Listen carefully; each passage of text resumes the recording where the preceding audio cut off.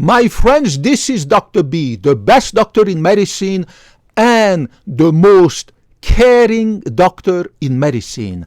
Never forget that after more than 30 years at high level in medicine, Dr. B genuinely loves you and Dr. B genuinely cares about you.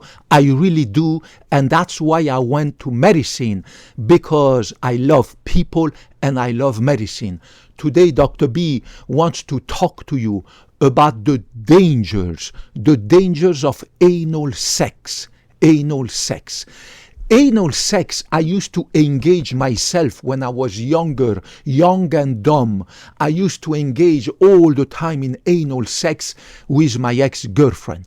I am straight, right? Whatever your sexual orientation is, God bless you, I respect you, but me, Dr. B, I am straight. So I never received any penis in my butthole, right, in my rectum. But I used to have all the time, not all the time, but most of the time, anal sex with my ex-girlfriend, even if they didn't want to have anal sex. I used to try to convince them about anal sex, how going slowly over time and eventually convincing them about what a beautiful thing it is to have anal sex. Obviously, I was young and dumb. Peer pressure, right? Peer pressure. And then, how men, we watch porn since we were teenagers, right? We watched porn long time ago when I was in Europe, way before I came to the US, right? As a teenager watching porn, it has a huge influence on the brain of teenager because you believe that this is how you need to have sex and this is what women love, right? Anal sex constantly in every freaking video that I've been watching since I was 12, 13, 14. I forgot when it was exactly my first porn movies. Every freaking video, it's impossible to watch a porn video without having anal play, whether with a finger, a sex toy, with a penis, blah, blah, blah, whether it's between two men or men and women or anything in between or between two women. They are brainwashing the teenager about having sex, anal sex. Of course, as I got older, right now, September 2025, Dr. B, 50 years young, as my testosterone has dropped, right, by about, I would say, 40-50% from the times when I was a young, horny young man in medical school, college, blah, blah, blah. And also, as my brain has acquired a lot of wisdom and I am more relaxed and blah, blah, blah in my life and no longer constantly looking for sex, right? I have come to realize how stupid I was and how crazy it was to try to constantly convince these women, young, beautiful ladies, that it's fantastic stuff to have anal sex, right?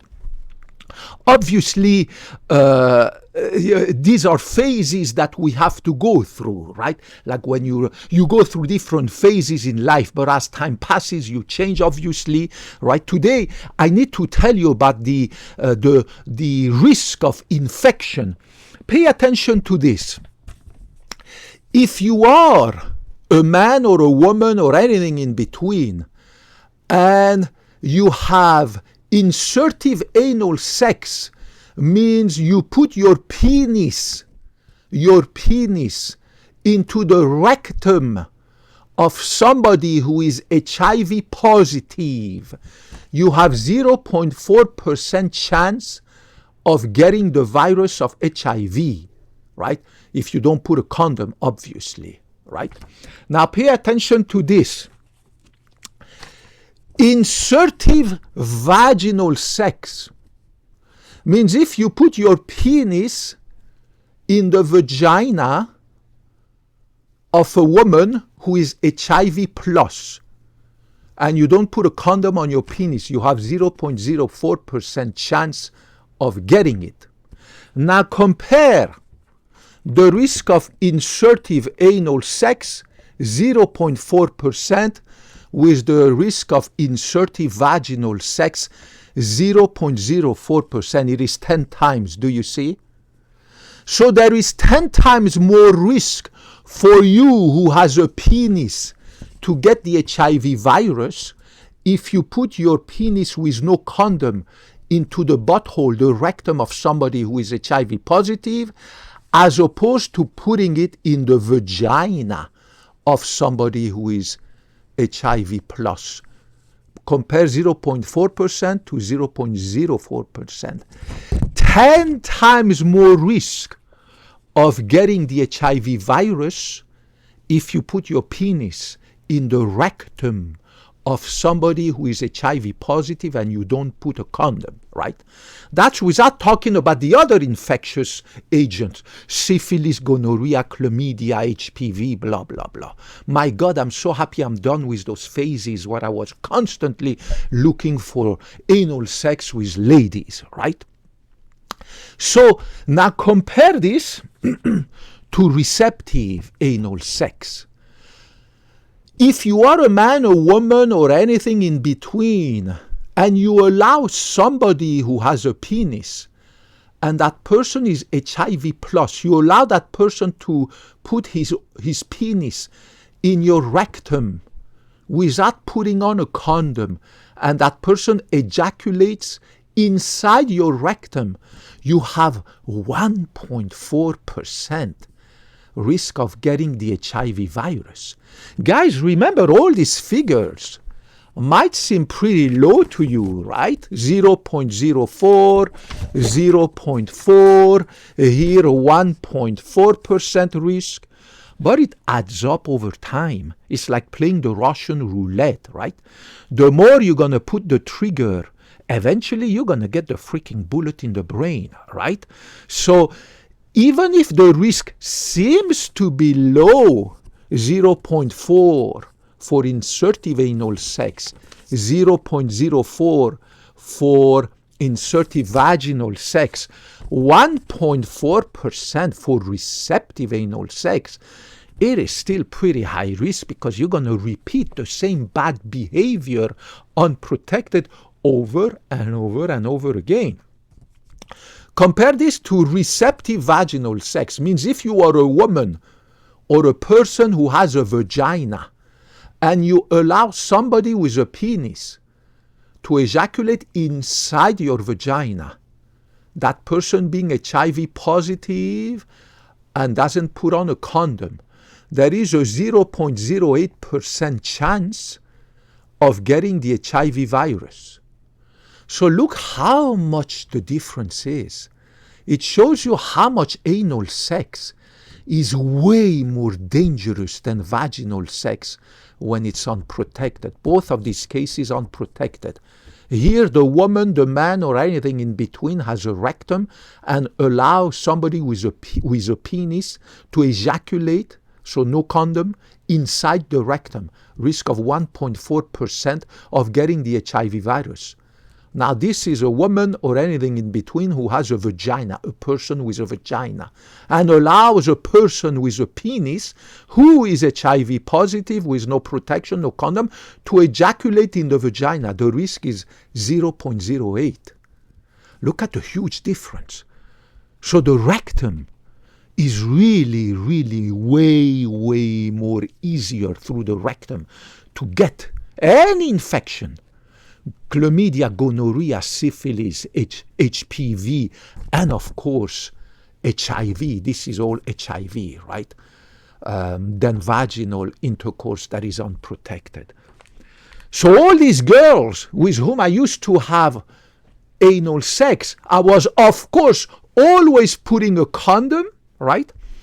And if after a long-term relationship, I wanted to get rid of the condom and she wanted to get rid of the condom, both of us go to the lab and do blood tests for detection of HIV, gonorrhea, chlamydia, syphilis. It's very easy to do, right?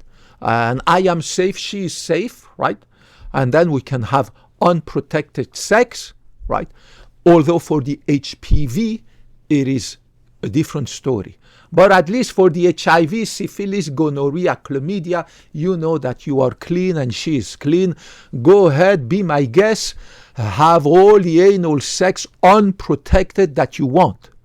But remember, the HPV, it's a completely different thing. I would always recommend to put a condom, because the problem of HPV is that it's hard to detect, because there's so many different strains of HPV.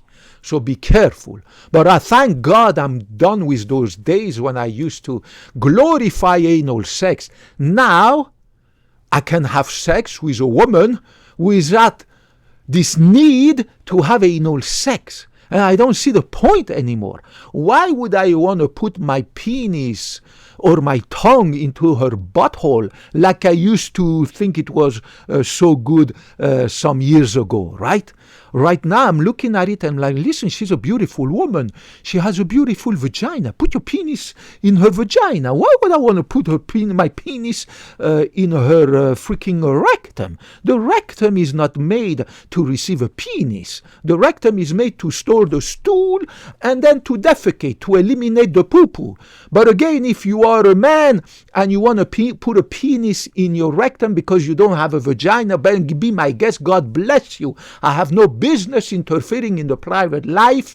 Whatever happens behind the closed door is absolutely not my business, the government business, and nobody's business except you. But me as a man who is heterosexual, I don't see anymore the point of going and playing with her butthole and everything, right? I can have sex with less of an animal instinct like I used to because of brainwashing from porn movies and all these friends and blah, blah, blah, blah, blah, blah. Thank God I'm done with that. So be careful. I have written a table for you guys to never forget this. Receptive anal sex, receptive vaginal sex, and introducing anal sex, and insertive anal sex, insertive vaginal sex. This is only for HIV. Receptive anal sex means you receive the penis in your rectum and he or she ejaculates in your rectum, 1.4% chance of getting HIV. Receptive vaginal sex, 0.08, means you allow a man or anything in between with a penis who is HIV plus to ejaculate in your vagina. And insertive anal sex means this time it's a man or anything in between with a penis who puts the penis in the rectum of somebody who is HIV plus. There's 0.4% chance. Insertive vaginal sex, 0.04%. So you see, be very, very careful about receptive anal sex.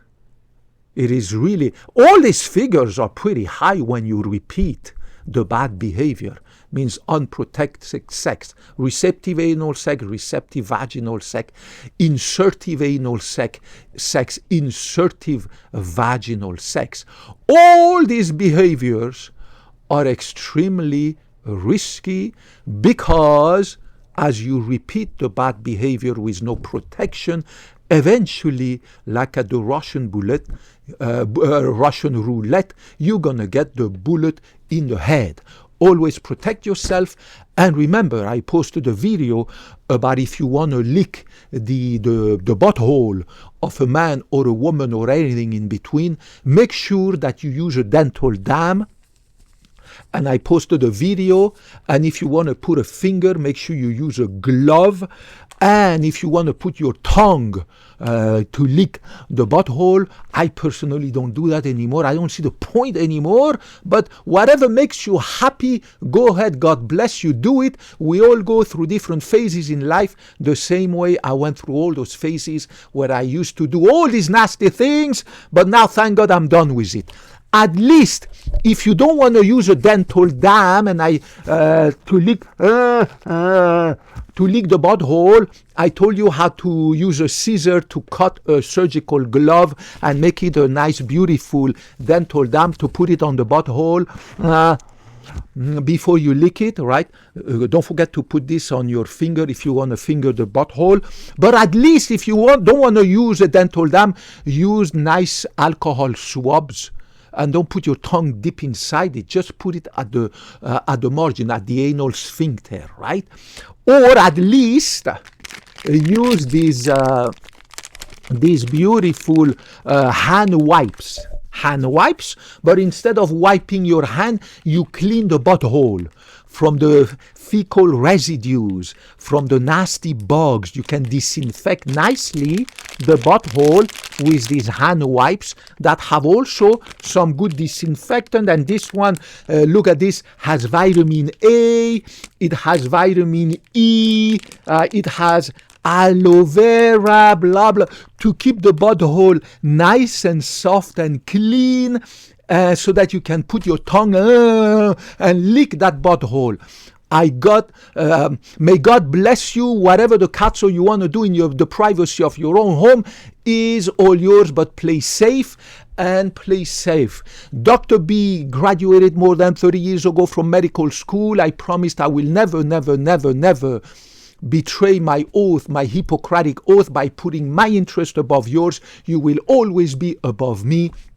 I will always tell you the medical, scientific evidence. I will not bring you any BS and like I see everywhere on every website you can imagine.